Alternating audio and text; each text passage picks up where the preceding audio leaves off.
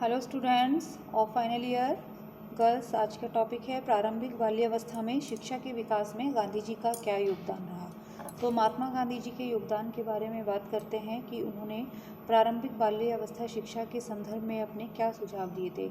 देखिए, प्रारंभिक बाल्यावस्था शिक्षा के विकास में महात्मा गांधी जी का योगदान था। उन्होंने यह कहा कि जो जन्म से 5 वर्ष की आयु तक जो सीखने की बच्चों को कोई ज़रूरत नहीं होती है और ना ही वह सीख पाता है, जबकि कुछ तथ्यों के द्वारा यह कहा गया कि जो बच्चा जीवन के पहले 5 वर्षों में सीखता है वह बाद के जीवन में कभी नहीं सीख पाता है। तो बच्चे की शिक्षा जो होती है वो गर्भाधारण से ही प्रारंभ हो जाती है। तत्पश्चात गर्भावस्था में बच्चा माँ की मनोस्थितियों, इच्छाओं, स्वभाव और जीवन शैली में भी निरंतर प्रभावित होता रहता है और जन्म के बाद बच्चा अपने माता पिता का अनुकरण भी करता है और काफ़ी समय तक अपने विकास के लिए पूर्णतः उन पर निर्भर रहता है।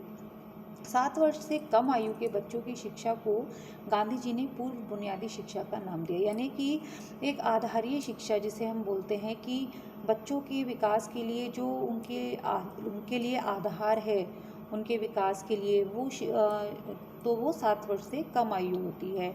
और साथ ही बच्चों की सभी क्षमताओं का विकास होना चाहिए और इस शिक्षा का संचालन स्कूल के अध्यापक द्वारा स्कूल में, घरों में और गांवों में माता पिता और समुदाय के सहयोग से होना चाहिए। गांधी जी प्राथमिक शिक्षा के दोषों से भी चिंतित थे। इस शिक्षा प्रणाली में कंठस्थ कराने पर बल दिए जाने, वर्ण, विषय एवं परिवेश को परस्पर संबंध न करने और पाठ्यचर्या की जो व्यवहारिकता से वे विशेष रूप से चिंतित थे। उन्होंने प्राथमिक शिक्षा को नया दृष्टिकोण देते हुए उसे बुनियादी शिक्षा की संज्ञा भी दी थी। और साथ ही शिक्षा का मुख्य विचार है मानसिक और शारीरिक दोनों स्तरों पर शिक्षा प्रदान करना। देखिए, गांधी जी ने इस बात पर बल दिया था कि बच्चों को शिक्षा प्रणाली में जो कंठस्थ कराने पर बल दिया, यानी कि उन्होंने कहा कि जो रटवाना जिसे बोलते हैं, रटना, वो चीज़ नहीं होनी चाहिए, बल्कि बच्चे को जो सिखाना है वो उसके व्यवहार में लाकर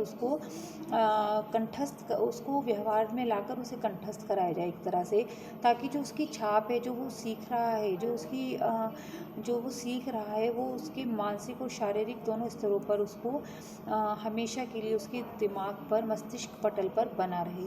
और साथ ही उनके अनुसार अच्छी शिक्षा वही है जो बच्चे के आध्यात्मिक और बौद्धिक और शारीरिक क्षमताओं को उभारे और साथ में उद्दीप्त करे। गांधी जी के शिक्षण दर्शन में बच्चे शिक्षा प्रक्रिया का केंद्र थे और उनकी ज़रूरतों एवं रुचियां शिक्षण समिति के निर्णायक कारक थे। बच्चों को अपनी रुचि व उनकी क्रियाओं गांधीवादी शिक्षा के दर्शन का एक सार मात्र थे।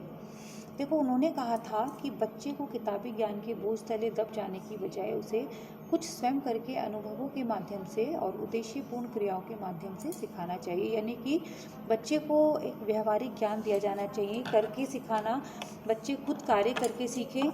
और साथ ही बुनियादी शिक्षा की पाठ्यचर्या इस प्रकार बनानी चाहिए कि शिक्षा मूर्त अनुभव के जरिए प्रदान की जाए, यानी कि एक इस तरह का बच्चों को अधिग्रहण, जो बच्चा जो कुछ सीखता है, जो कुछ प्राप्त करता है, वो एक उसके लिए चिरस्थायी, यानी कि अब उसका मूर्त अनुभव करे वो बच्चा, ताकि उसके मस्तिष्क पटल पर उसका ज्ञान जो है वो जीवन भर के लिए रहे। तो ये से केवल एक व्यवहारिक ज्ञान के द्वारा बच्चे प्रयोगात्मक कार्य करके, यानी कि कुछ भी कार्य को व्यवहार में लाकर सीख कर ही कर सकते थे।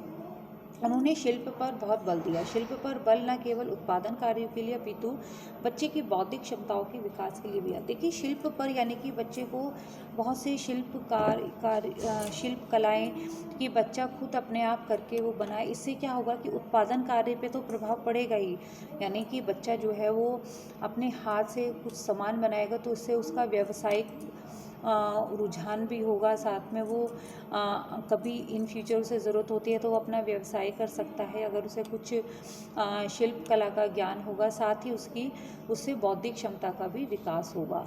साथ ही हस्तशिल्प की प्रक्रियाओं के माध्यम से संभव है। उनका मानना था कि बच्चा सक्रिय, सृजनात्मक और विनोदी होता है, यानी कि कोई भी बच्चा जो होता है वो सक्रिय भी होता है, सृजनात्मक क्रिएटिविटी का भी उसमें गुण होता है और साथ ही वो विनोदी भी होता है। और खेल खेल के माध्यम से वो बहुत कुछ सीख सकता है। साथ ही उसका अपना घर उसकी शिक्षा और सीखने का पहला केंद्र, यानी कि परिवार को ही उन्होंने बच्चे की प्रथम पाठशाला माना था। अध्यापक और माता पिता को छोटे बच्चों की शिक्षा को कार्यान्वित करने में आपसे सहयोग जरूर देना चाहिए, और साथ ही अध्यापक को बच्चों की पसंद और नापसंद को भी समझना चाहिए, ताकि वो उसके व्यवहार के अनुसार ही उसके साथ उसकी जो पसंद और नापसंद के हिसाब से ही उसके साथ व्यवहार कर सकें, उसको ट्रीट कर सकें, उसके ऊपर उसको ऑब्ज़र्व कर सकें, साथ ही उसके अंदर व्यवहारिक कुशलता उसके अंदर उत्पन्न कर सकें।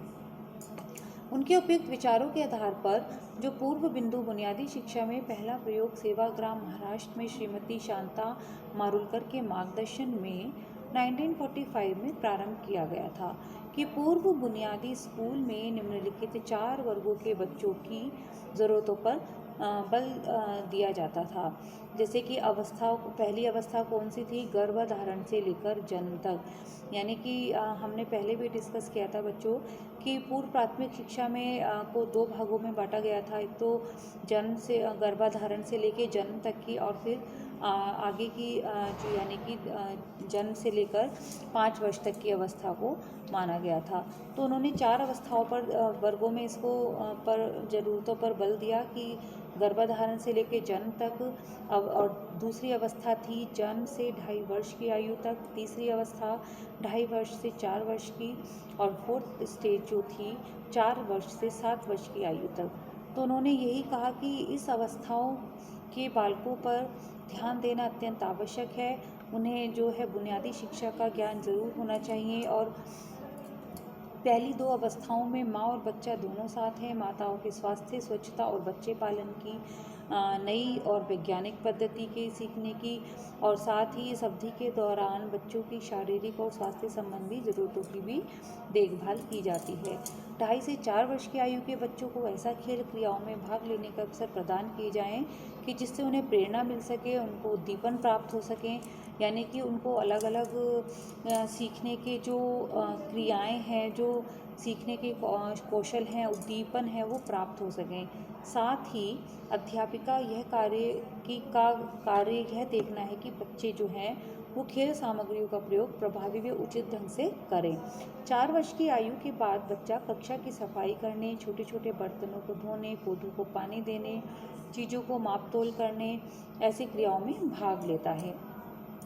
यद्यपि गांधी जी की जो शिक्षा की योजना थी देश में पूरे उत्साह से प्रारंभ की गई, लेकिन दूसरी पंचवर्षीय योजना के अंत तक केवल 24% प्राथमिक स्कूल ही बुनियादी शिक्षा के पैटर्न पर आधारित पाए गए थे। बुनियादी शिक्षा क्या? यही कि जो बच्चे हैं उनको उनकी अवस्थाओं के अकॉर्डिंग उनसे जो कार्य कराए जाए, उनको जो व्यवहार कुशलताओं को व्यवहार में लाकर उनको शिक्षा प्रदान की जाए। फिर भी खेल क्रियाएं उस समय के शाला पूर्व केंद्रों, बालवाड़ी और बाल क्लिनिकों के लिए सक्रिय घटक बन गई थी। तो देखिए गर्ल्स, आज हमने बात की गांधी जी के योगदान के बारे में। गांधी जी ने शिक्षा पर बल दिया था, बच्चों की बुनियादी शिक्षा पर बल दिया था कि बच्चों को ज़्यादा से ज़्यादा बुनियादी शिक्षा प्रदान की जाए, ताकि वो बच्चा जो है वो खेल क्रियाओं में ज़्यादा से ज़्यादा भाग ले सके, और साथ ही हस्तशिल्प कला में उन्होंने ज़्यादा उसको जोर दिया कि बच्चा जो है वो हस्तशिल्प कला ज़्यादा से ज़्यादा बच्चा सीखे, ताकि वो व्यवसाय के अवसर तो उसे प्राप्त होंगे ही आगे चलकर, उससे उसका बौद्धिक क्षमता में भी विकास होगा।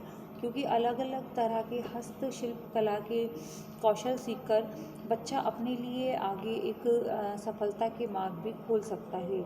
ठीक है, आगे जाकर अगर उसको कोई कहीं जॉब या नौकरी नहीं मिल पाती है, तो ऐसे में अगर उसे हस्तशिल्प कला का ज्ञान होगा तो वो अपने लिए जो है नए नए जो एक तरह से प्लेटफॉर्म है वो उसको प्राप्त हो सकते हैं, उसको अपने करियर के अवसर प्राप्त हो सकते हैं, उसको एक व्यवसाय का अवसर उसको प्राप्त हो सकता है। तो आई होप गर्ल्स आपको समझ में आया होगा गांधी जी ने प्राथमिक शिक्षा में क्या योगदान किया था। केवल उस समय के जो जैसे कि पूर्व प्राथमिक शिक्षा के लिए अलग अलग कई लोगों ने इसके लिए योगदान किए, जैसे कि इससे पहले हमने मरियम मॉन्टेसरी के योगदान के बारे में बात की थी। फ्रॉबेल ने भी इसके लिए बहुत सारे प्रयास किए थे, गांधी जी ने, टैगोर जी ने। तो आगे हम इन्हीं टॉपिक को डिस्कस करेंगे कि पूर्व प्राथमिक शिक्षा में किस व्यक्ति का क्या योगदान रहा। ओके गर्ल्स, मिलती हूँ नेक्स्ट टॉपिक के साथ। Thank you.